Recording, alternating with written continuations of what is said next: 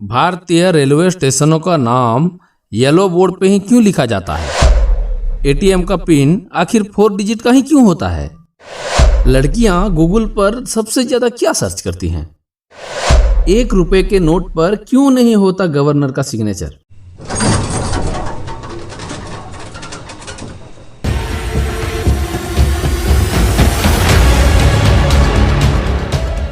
नमस्कार मेरे प्यारे दोस्तों, मैं हूं आपका दोस्त डीके।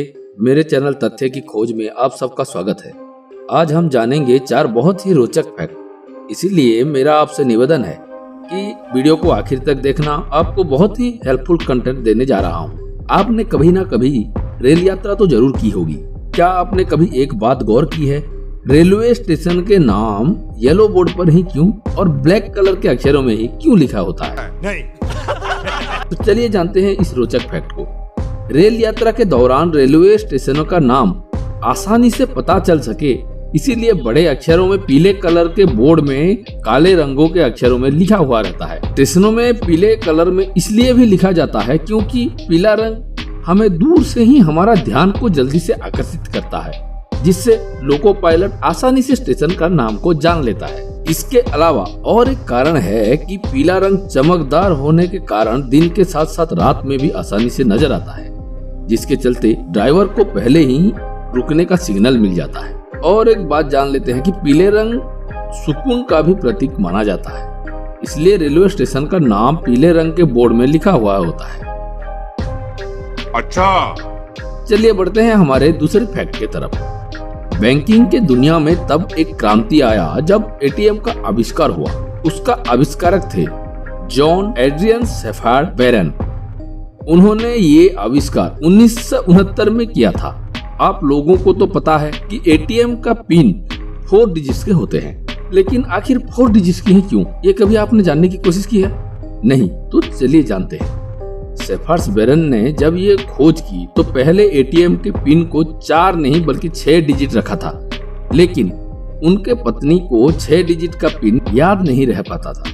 तब उनके दिमाग में ये बात आया कि मनुष्य का दिमाग 6 डिजिट के नंबर के बजाय 4 डिजिट नंबर को आसानी से याद रख सकते हैं। इसीलिए उन्होंने 6 डिजिट की जगह 4 डिजिट का पिन सेट किया। हालांकि 4 डिजिट का पासवर्ड 6 डिजिट पासवर्ड से सिक्योरिटी के मामले में वीक है, फिर भी लोगों के आसानी को देखते हुए और इसके चलते उन्होंने ये काम किया।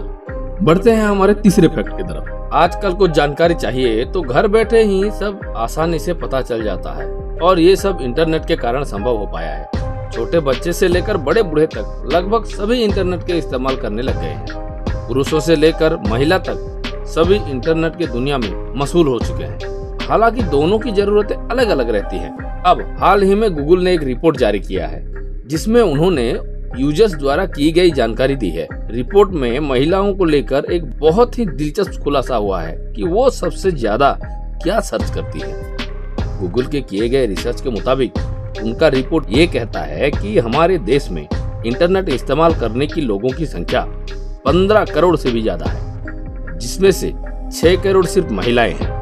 इनमें से 75% महिलाएं 15 से 34 के आयु के हैं। इनके सर्च लिस्ट से पता चला है कि अपने करियर और लाइफस्टाइल से जुड़ी बातें गूगल में सबसे ज्यादा सर्च करती हैं। वहीं वो सबसे ज्यादा फैशन, ट्रेंड्स, ब्यूटी ट्रीटमेंट्स और घरेलू नुस्खे की भी सर्च करती हैं। इसके अलावा लड़कियां लेटेस्ट मेहंदी की डिजाइन भी सर्च करती हैं।